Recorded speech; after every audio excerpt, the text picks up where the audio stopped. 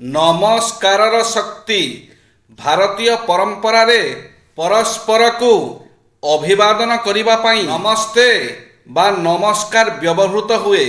ଏହାର ଅର୍ଥ ହେଉଛି ତୁମ ଭିତରେ ଥିବା ପରମାତ୍ମାଙ୍କୁ ପ୍ରଣାମ। ବିଭିନ୍ନ ସଂସ୍କୃତିରେ ବ୍ୟବହୃତ ଅଭିବାଦନ ସମଭାବର ଏକ ବାର୍ତ୍ତା ପ୍ରଦାନ କରେ, ଯାହା ଦର୍ଶାଏ ସମସ୍ତ ପ୍ରାଣୀଙ୍କ ଠାରେ ନିଜକୁ ଦେଖିବା ଏବଂ ନିଜଠାରେ ସମସ୍ତ ପ୍ରାଣୀଙ୍କୁ ଦେଖିବା। ଯେତେବେଳେ ସଚେତନତା ସହିତ ଏପରି ଅଭିବାଦନ କରାଯାଏ, ସେତେବେଳେ ସେମାନେ ନିଜ ଭିତରେ ଏବଂ ଅନ୍ୟମାନଙ୍କ ମଧ୍ୟରେ ପରମାତ୍ମାଙ୍କୁ ଅନୁଭବ କରିବାର କ୍ଷମତା ପାଇଥାନ୍ତି। ସବୁ ସ୍ଥାନରେ ସମଭାବ ରକ୍ଷା କରିବା ହେଉଛି ନିରାକାର ମାର୍ଗ, ଯାହା ଏକ କଠିନ ମାର୍ଗ ଭାବରେ ବିବେଚନା କରାଯାଏ। ଶ୍ରୀକୃଷ୍ଣ ଏହାକୁ ତତ୍କ୍ଷଣାତ୍ ସହଜ କରି କହନ୍ତି, ମୋତେ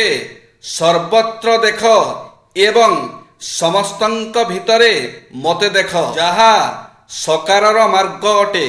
ଏହି କଥା ସାକାର ବା ନିରାକାର ମାର୍ଗ ମାଧ୍ୟମରେ ପରମାତ୍ମାଙ୍କୁ ପ୍ରାପ୍ତ କରିବାରେ ସାହାଯ୍ୟ କରନ୍ତି ଏବଂ ସମସ୍ତ ଆଧ୍ୟାତ୍ମିକ ପଥଗୁଡ଼ିକର ମୂଳ ଏହି ଦୁଇଟି ମଧ୍ୟରୁ ଗୋଟିଏରେ ଥାଏ। ଯେଉଁ ମଣିଷକୁ ନିଜ ଭୁଲ ଲାଗେନି, ସେହି ମଣିଷକୁ ଆପଣ କେବେ ସୁଧାରି ପାରିବେନି। ତାକୁ ସୁଧାରିବା ଚକ୍କରରେ ଆପଣ ନିଜେ ଦୁଃଖୀ ରହିବେ। ତାକୁ ଠିକ୍ ସମୟରେ ଛାଡ଼ି ଦିଅନ୍ତୁ।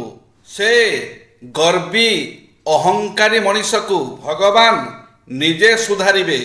ଶୁଆ ଅନ୍ୟର ଭାଷାକୁ କହିଥାଏ, ସେଥିପାଇଁ ସେ ଜୀବନ ସାରା ପଞ୍ଜୁରୀ ଭିତରେ ଗୋଲାମ ଭଳି ରହିଥାଏ। ସେଥିପାଇଁ ବନ୍ଧୁ, ସବୁବେଳେ ନିଜ ବିଚାର ଆଉ ନିଜ ଉପରେ ବିଶ୍ୱାସ ରଖନ୍ତୁ, କାହିଁକି ନା ଏ ଦୁନିଆରେ ଏମିତି କୌଣସି ଏକ ବ୍ୟକ୍ତି ନାହିଁ ଯିଏ ନିଜ ଉପରେ ବିଶ୍ୱାସ ନ ରଖି ତା ଜୀବନରେ ସଫଳ ହୋଇଥିବ। ସେଥିପାଇଁ ପ୍ରତ୍ୟେକ କଥାକୁ ନେଇ ଚିନ୍ତା କରନ୍ତୁ ନାହିଁ। ଖୁସିରେ ରହିବାକୁ ଚେଷ୍ଟା କରନ୍ତୁ, ସବୁ ଠିକ୍ ହୋଇଯିବ।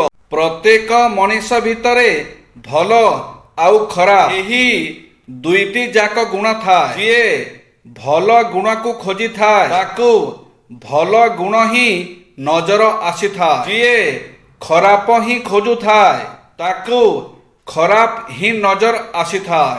ଆଜିର କିଛି ସୁନ୍ଦର ନୀତି ଶିକ୍ଷା। ପାପକୁ କ୍ଷମା ଦେବା ଅର୍ଥ ପୁଣ୍ୟକୁ ନଷ୍ଟ କରିବା। ଲୋଭ ନାହିଁ ତ ପାପ କାହିଁ। କଷ୍ଟରୁ ଆରମ୍ଭ, ଶୁଭରେ ସମାପ୍ତି।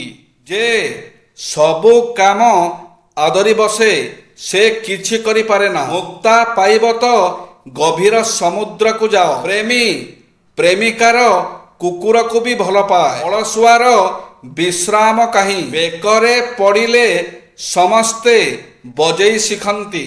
ଅସମ୍ଭବ ଶବ୍ଦଟି ବୋକାମାନଙ୍କର ଅଭିଧାନରେ ଥାଏ। ବଡ଼ ହେବାକୁ ଇଚ୍ଛା ଥିଲେ ପ୍ରଥମେ ଛୋଟ ହୁଅ। ଯେ ସମ୍ପୂର୍ଣ୍ଣ ସନ୍ତୁଷ୍ଟ, ତାକୁ ଉପଯୁକ୍ତ ମଜୁରୀ ମିଳିଯାଇଛି। ଖରାପ ଅଭ୍ୟାସ ଚଞ୍ଚଳ ବଢ଼େ। କଥାରେ ପେଟ ପୂରେ ନା, କାମରେ ପୂରେ।